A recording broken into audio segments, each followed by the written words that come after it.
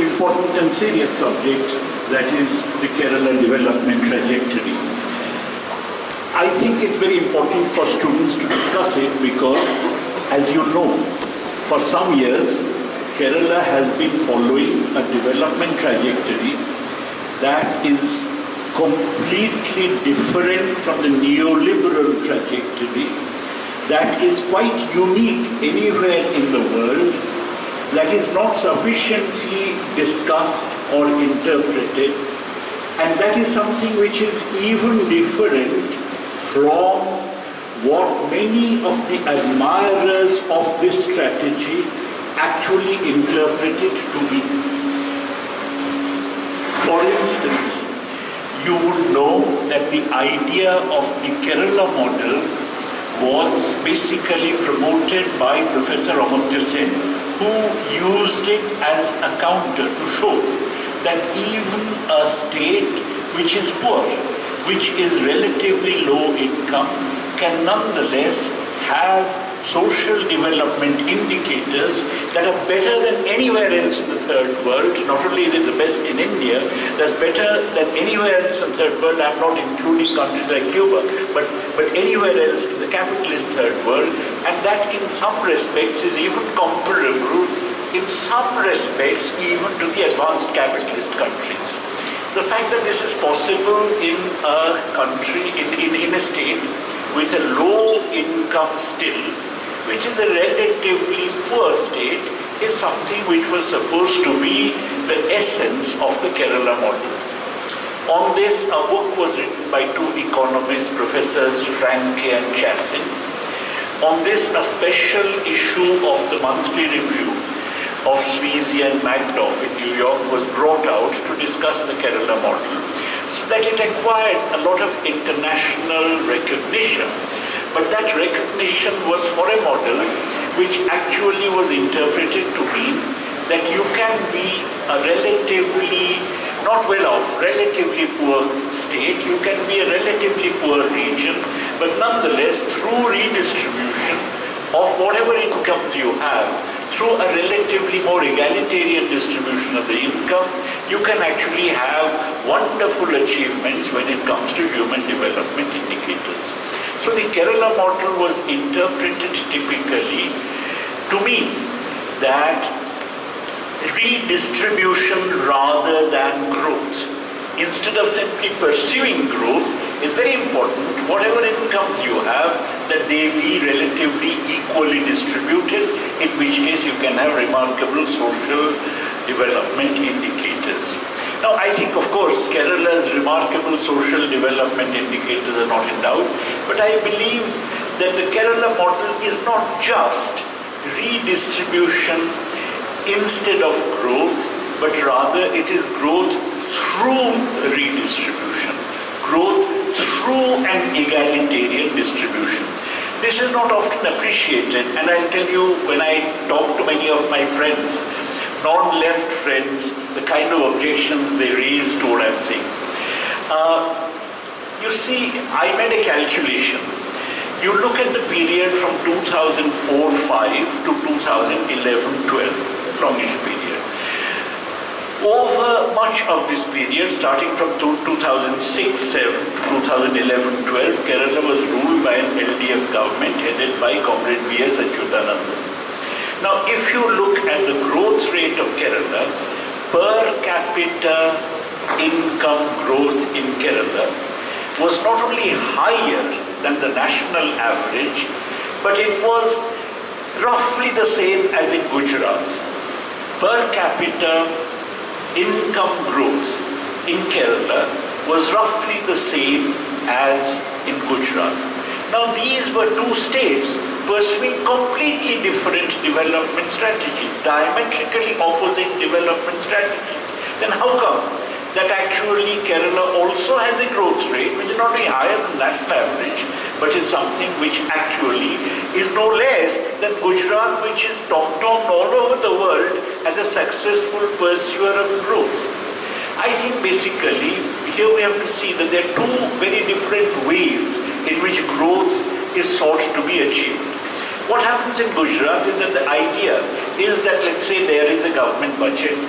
resources from the budget are made available as subsidies or transfers or tax concessions to capitalists so that they are enticed to invest in Gujarat. When they invest in Gujarat, then of course investment goes up, growth rate goes up. The argument behind this is that once the growth rate goes up, the government's resources would go up, and when the resources go up, the government spending would go up, and that spending can then be for the poor. But as a matter of fact, what happens is that in order to sustain that same growth trajectory, you go on and on and on providing subsidies and transfers and tax concessions to the capitalists. As a result, that day when finally the resources raised by the fiscal policy of the state would be spent on the poor never arrives. As a result, you have high rates of growth, but on the other hand, the human development indicators are actually abysmal. In fact, Gujarat is remarkably, it's actually even worse than the national average in a large number of human development indicators. So that is one development trajectory in which you pursue growth. You have a certain growth rate, but the fruits of that growth rate neither trickle down automatically, nor do they trickle down to the poor through the government budget, because the budget is forever caught in this game of trying to maintain the growth rate by providing ever greater concessions. As opposed to this, the Kerala model, as I see it, which is very different from simply seeing it as a redistribution strategy, is that it actually brings about growth, because what happens is that the government budget, right from the word go, is not used for providing transfers and subsidies to the capitalists.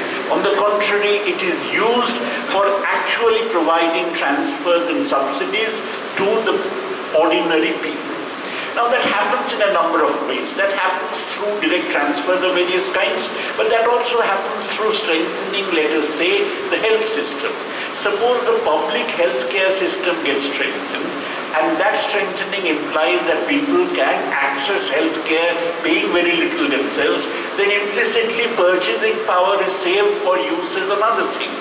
As a result, that is an indirect way of transferring purchasing power to the people. So the budget is used for ways of spending, which is not to entice capitalists into the state, but rather to directly or indirectly put purchasing power in the hands of the people, including through the provision of essential services under the aegis of the government itself, so that then they can, that purchasing power put in their hands is then spent on all kinds of things, and when it is spent on all kinds of things, then you have a mushrooming of relatively small-scale producers who cater to that demand. So the market increases, the local market increases because of the fact that the government has this kind of a strategy. And of course that increase in the local market necessarily implies that there is a substantial increase in output in order to meet that increase in local market. So growth comes about there. It is not visible, there are no gigantic projects of any kind, but nonetheless there is a substantial amount of growth that is taking place, and as I said, that growth is something which in per capita terms was exactly the same as that of Gujarat, which is generally proclaimed as a high growth state, but on the other hand it was actually higher than the national average. So this is a pattern of growth through an egalitarian distribution, if not spontaneously using the government fisc for the purpose, which actually needs to be highlighted.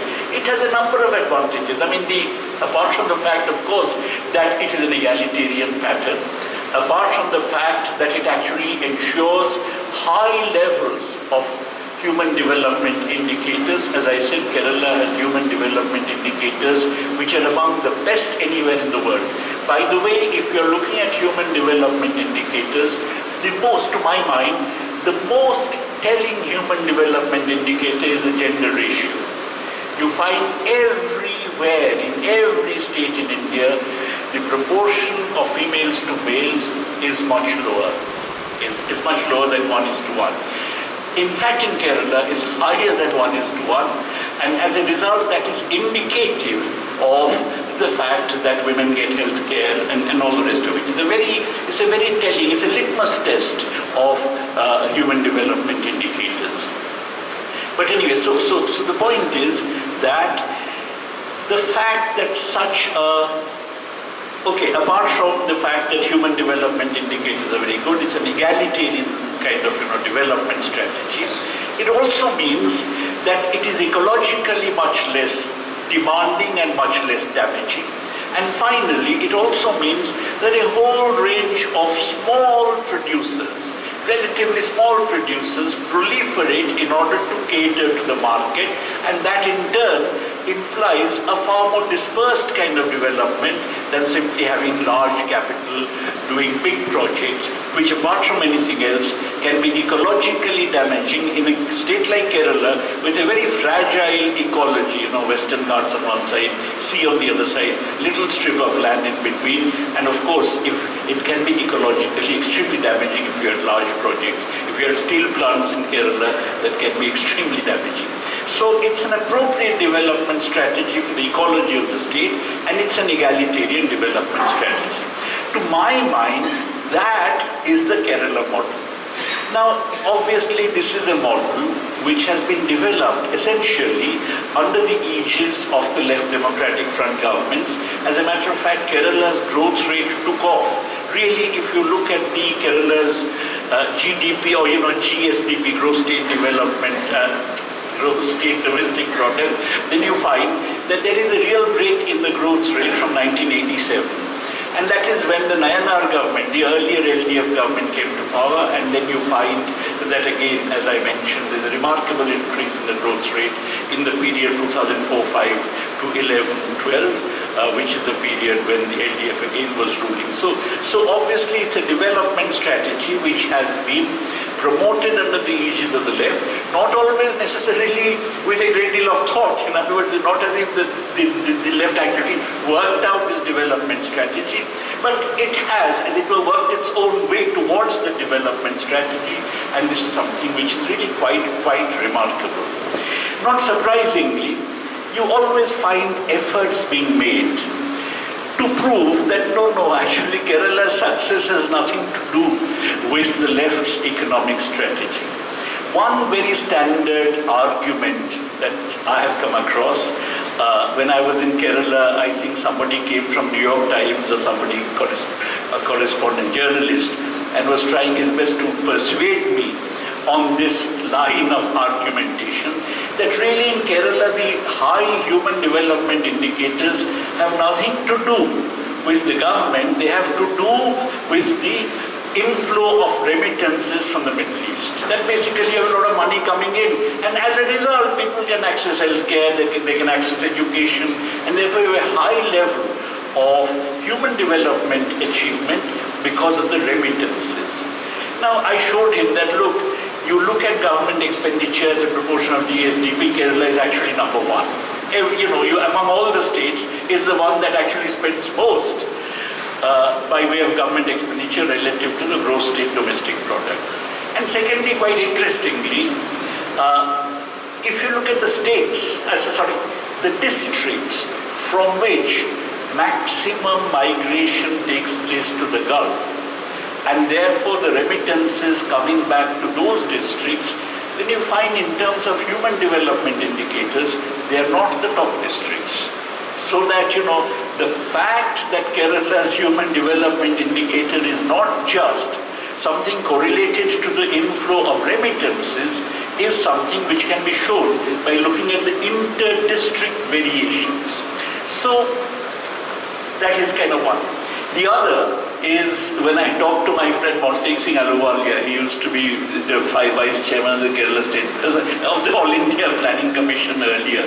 So I said, look Montek, you actually look, you people get thrilled with this Gujarat model, but actually Kerala's per capita growth rate is no less than Gujarat. In fact, it's absolutely the same, 7% annual during this period. He said, but that is per capita. If you look at the absolute GDP growth rates, because Kerala's population growth rate is naturally much smaller. If you look at the absolute GDP growth rate, that's higher in Gujarat. But the point is the fact that the population growth rate being smaller itself is a human development achievement, because, as you know, the low level of population growth rate is something which is very strongly linked to female literacy, and because in Kerala you have a very high level of female literacy, they have been able to manage to actually bring down the population growth rate very close to zero. As a matter of fact, when Comrade E.K. Nayanar, who was the Chief Minister of Kerala, once met some Chinese leaders who came to visit Kerala, they said, "Oh, Kerala, we believe that you have great achievement in population." So he, in his kind of gruff manner, he says, "And no coercion." We have, say, zero rate of population growth, but no coercion. Because, you know, in China, there was this two-child norm, which was being one-child norm, which was being very kind of strictly and rigorously and very ruthlessly being imposed. While in Kerala, no such thing. But on the other hand, you actually have a remarkable success. So what people like Montague failed to see is that actually the fact that population growth rate itself is low is an achievement. So that, you know, you don't have to look at GDP growth rate, not taking into account population growth rate, but the two together. Now, obviously, this is a development strategy which actually has a number of problems that it faces. And I think one of the remarkable things in Kerala, anybody who knows about Kerala would know this, one of the most remarkable things in Kerala, or one of the most remarkable challenges before any LDF government in Kerala, is how to meet those kinds of hurdles. First hurdle. As you know, in Kerala, basically Kerala is a cash crop producing, cash crop exporting economy. For a very long period of time, what used to happen is that Kerala would hand over its foreign exchange earnings based on cash crop exports to the Reserve Bank of India, like any other good state. And instead, the center gave Kerala food that was required for feeding the public distribution system, which, as you know, was one of the best in the world, universal PDS, and it was a wonderful system, terrific coverage. And so there was a kind of implicit relationship between Kerala and the center over a very long period of time. We give you foreign exchange, you give us food. And on that basis, Kerala moved away from producing food grains to producing cash crops over a long period of time. When the center introduced this distinction between APL and BPL, precisely because Kerala has very little poverty, then they said, "Oh, but you know, your BPL is very low, and since we are now going to give subsidized food to the BPL population, we won't give you much food." And as a result, suddenly, Kerala's public distribution system was starved of food. Kerala was earning cash crops, producing cash crops, earning foreign exchange, handing over the foreign exchange to the Reserve Bank of India, but was not getting food from the center. And how on earth to feed the public distribution system? This became a very serious issue when I was in Kerala. So one thing we suggested is, two things we suggested. One is that why don't we, whatever food is produced in Kerala, let the government itself procure something out of it and distribute it through the PDS. So I think we had 1 million, very little amount, but nonetheless, we procured some food grain when we started distributing. At which point, the center said, "Oh, but you're already procuring 1 million, in which case we shall give you 1 million less." In other words, a systematic effort to strangulate the public distribution system in Kerala, which was universal, and it went against the grain of neoliberal economics, which, as you know, believes in targeting, and through targeting, essentially getting rid of the PDS. The other thing to do, again, in the face of this challenge, which was very important, which I want to particularly kind of bring to your notice, is that Kerala passed a law. That law said that paddy land cannot be diverted to other purposes other than certain specified purposes stated in the law. And it cannot also be left fallow, because one of the standard tricks used to be, keep the paddy land fallow for 3 years, and after that claim it's not paddy land, it has been lying fallow, and therefore we shall use it for other purposes. Now other purposes also include, let's say, building houses and so on, because a lot of money can be used for building all kinds of things on paddy land. Now that would have jeopardized even the little food security we had. So what we did is that the law was passed that this cannot be done. If a paddy land was lying fallow, then the district collector could simply take over that land, give it to somebody to cultivate as a tenant, and fix a rent which can be given to the owner of that land. Now, as you know, because of this, there was a very substantial increase in cultivation under the Kudumbashree institution. Kudumbashree is an organization of destitute women, which was actually brought about by the state. The state encourages formation, and Kudumbashree women went into cultivation of such lands as tenants which came their way. And of course there is a book now available which is published from Toronto on this whole Kudumbashree experiment. Some of you who have time can actually look at it. But the point is that, that as a result, for the first time, you actually found that land under paddy was increasing, and output of paddy was also increasing in Kerala, which had been declining for decades and decades. When this law was being discussed, many people, I used to come to Delhi from Kerala, many of my friends, including here in JNU, would say, are you people mad?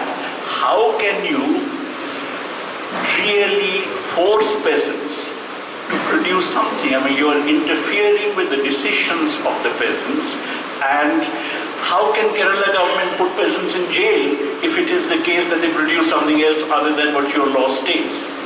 On the other hand, I must tell you that, that I visited New York, and I met two people, both of whom, one of them is an economist, Joseph Stiglitz, who said that what a wonderful law you have in Kerala, the whole of the third world must have such a law. And the other was Noam Chomsky, who also said that, this is a fantastic law and it must be actually emulated all over the world. Why? Because, food security is essential. If land is scarce, then social control on land use is absolutely essential. And if so, then Kerala was the first state to introduce some legislation about the social control over land use. And that's an absolutely essential thing. But of course, with all this, nonetheless, there are many things which have to be done in Kerala. I mean, okay, it cannot really become food self-sufficient. So it has to depend upon central assistance, but the more Kerala produces its own food, the more it is able to ensure food security for its population. The second problem is that, okay, after all, you have to have industry, you have to have a diversification away from simply agriculture and food production. How do you bring that about? You are not providing any incentives to the capitalists to come and invest in your state, so how can you bring that about? Difficult question. Partly, of course, as I said, local production in a sense fills the gap, but partly you can also have relatively larger projects, and one way of experimenting with that is through cooperatives. As you know, one of the issues is about getting peasants' lands for industrial projects. In Kerala, you actually have an experiment, and Kerala, as you know, is one of the states with very successful cooperative movement, unlike other states in India, very successful. And one of the things you have is really some cooperative enterprise. In fact, there was a terrific, very large meat production factory which was cooperative and which was coming up in Wayanad district. They were, of course, going to be producing beef for export and for domestic sales. I don't know what the condition now is with the RSS attack on beef, etc. But obviously that was a very big project. Now similar experiments can be done to see whether industrialization necessarily requires only big capitalists or whether there can be alternative forms, apart from the public sector, of course, alternative forms in which industrialization can in fact take place. The third thing, which I think remains a task in Kerala, is that there are still people who are homeless and landless. Now, I should say that land reforms in Kerala were a remarkably successful phenomenon. They occurred in two phases. In the first phase, land ownership was passed from the big landlords to the tenants. But the second phase, which in many ways is more interesting, is that, you know, every household was given a small house site. I mean, it is a Malayalam word that Prakash would know. Every household was given a house site, which is remarkable. That means there is nobody in Kerala who, you know, around the house, the little bit of land for vegetable gardening and so on, every household with the house was given the house site and the land around it.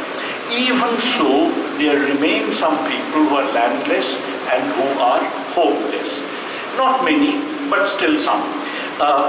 One of the things which remains to be done in my view is that land reforms in Kerala still have not touched the plantation sector. And the plantation sector in Kerala is one. Well, the Maharaja had given on long leases and so on long ago.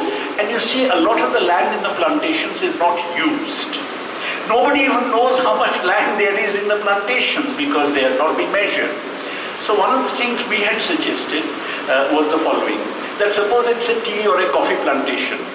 Let us work out per employee how much is the land area that could be cultivated. After all, obviously there's a lot of cultivation, there should be a lot of employees. So let's have a norm from the employment roster to calculate what is the land area that would be actually getting cultivated. Any excess over that should actually be taken by the government and given either for projects of various kinds, but above all for homeless, landless peasants. There are not many, but there are some. You know, there was an agitation called the Chengara agitation some time ago, and we in fact had said that those involved in the Chengara agitation must be settled. And we thought of a scheme which was named after our former Vice Chancellor JNU and former President K.R. Narayanan. We called it K.R. Narayanan Cooperative Village Scheme. The idea was to take land, settle 200 families on this land, and then it becomes a cooperative village where, of course, employment is also something which is provided amongst themselves to a significant extent. Otherwise, you can think in terms of other ways of generating employment. So you can actually think in terms of village settlements on land of this kind. Now, these, I said, are things where the left can advance, things in which the problems of the Kerala model that are about to keep coming up can be settled. But there is one very obvious constraint upon the Kerala model arising quite apart from the neoliberalism of the central government policy, and that is simply the hostility of the central government. I gave you an example that when we actually procured more, they said we have to give you less food. Now things of that kind are actually now going to become even more important.